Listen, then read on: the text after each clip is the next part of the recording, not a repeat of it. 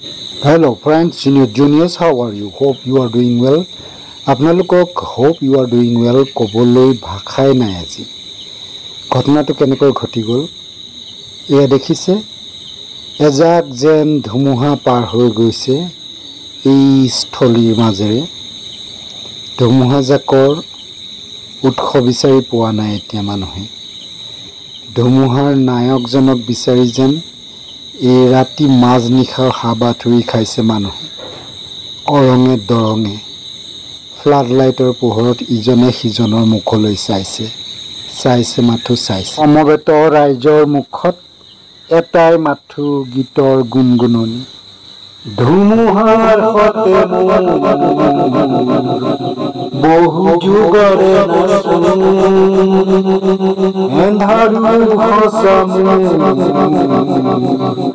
বহু যুগৰে এজাক যেন ধুমুহা হৈ বৈ আহি জুবিন গ'লগৈ।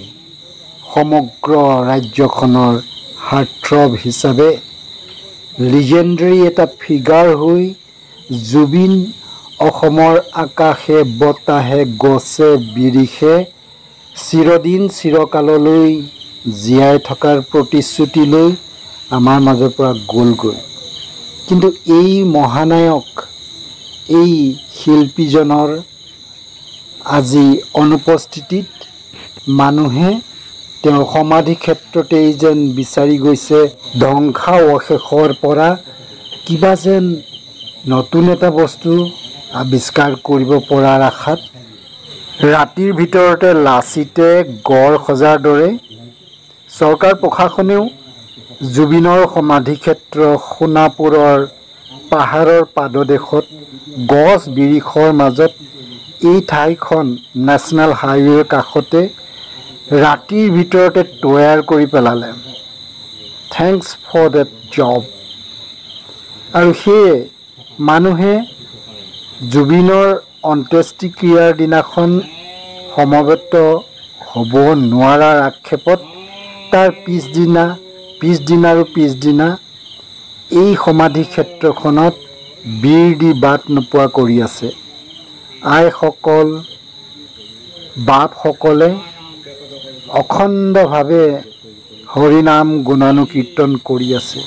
জুবিন গাৰ্গৰ জীৱনকালত কেইবাবাৰো ওচৰৰ পৰা লগ পোৱাৰ সৌভাগ্য হৈছিল, কিন্তু ভবা নাছিলোঁ তেওঁৰ যে মহাপ্ৰয়াণ দেখিবলৈ পাম আৰু তেওঁৰ মহাপ্ৰয়াণৰ বেলিকা কোটি কোটি জনতাই যি অশ্ৰু অঞ্জলিৰে তেওঁক শ্ৰদ্ধাঞ্জলি যাচিলে, সেই দৃশ্য চাগে এজন কোনোবা মানুহৰ জীৱনত দেখিবলৈ পোৱাটো বহুত টান কাম হ'ব। জুবিনেই আছিল, জীয়াই থকাৰ উন্মাদনা আৰু সমগ্ৰ জনতাকে তেওঁৰ নিজৰ ভাৱৰ চেতনাৰে জাগ্ৰত কৰি তেওঁৰ গীত, তেওঁৰ সৃষ্টিৰে মোহিত কৰি গৈছিল। সঁচাকৈয়ে তেওঁ যেন খন্তেকৰ বাবে আহিছিলে। তেওঁ নিজেই গম পাইছিলে যেন এই খন্তেক সময়তেই তেওঁ সমগ্ৰ কাম কৰি যাব। ধন্য নৰতনু ভাৱ। জুবিনৰ সমাধি ক্ষেত্ৰত সিদিনা উপস্থিত থাকি এটাই মৰ্মে উপলব্ধি কৰিলোঁ, তেওঁৰ জীৱনকালত মানুহে তেওঁক বিভিন্ন সময়ত বিভিন্ন মুহূৰ্তত বিৰাট সমালোচনাৰে থকা সৰকা কৰিছিলে, কিন্তু তেওঁ ৰাইজৰ কাৰণে ৰাইজৰ হৈ মাত মাতি কেতিয়াও পিছ হুহুকি যোৱা নাছিলে। আৰু সেইকাৰণেই চাগে মানুহে এতিয়া অনুশোচনাৰে অনুতপ্ত হৈও তেওঁৰ সমাধি ক্ষেত্ৰলৈ আহিছে, তেওঁৰ আত্মাৰ সদ্গতি কামনা কৰিছে আৰু তেওঁক হয়তো প্ৰতিশ্ৰুতি দিছে যে তেওঁৰ যিখিনি আদৰ্শ, তেওঁৰ যিখিনি সৃষ্টি, সেইখিনি অসমৰ ৰাইজে, তেওঁৰ অনুৰাগীয়ে, অনুগামীসকলে মৰ্মে উপলব্ধি কৰিছে তেওঁৰ অনুপস্থিতিত।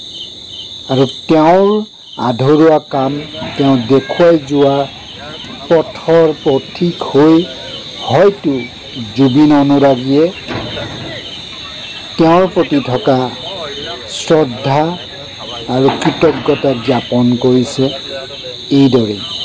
গছ তৰু তৃণ নদী নিজৰা আনকি সাগৰ তলিত শোৱাৰ বাসনা লৈ যিজন শিল্পীয়ে যিজন গায়কে তেওঁৰ নিতে নৱ সৃষ্টিৰ যোগেদি মানুহৰ মন আপ্লুত কৰিছিলে, তেওঁ বিভিন্ন সময়ত সামাজিক প্ৰতিবন্ধকতা ৰাজনৈতিক জটিলতা এইবিলাকত তেওঁ কক বকাই মানুহক থিতাতে মনৰ কথা কৈ পেলাইছিলে, কাৰোবাক গালি পাৰিছিলে নিজৰ মানুহ হিচাপে।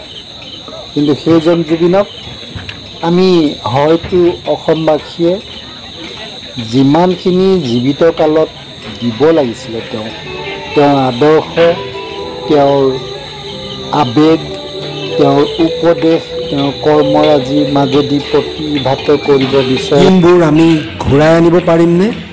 ঘূৰাই আনিব পাৰিমনে সেই তেজ মঙহৰ উশাহ লৈ থকা জুবিন গাৰ্গজনক? গছ লতিকা পাহাৰ নিজৰা পশু পক্ষী বান্দৰ বগলী কুকুৰ সকলোকে লৈ তেওঁ এখন প্ৰকৃতিৰ ৰম্যভূমিৰ কথা সদায় ভাবিছিল আৰু মানুহক সুযোগ পালে কৈছিলে। তেওঁ গছ পুলি ৰুইছিলে।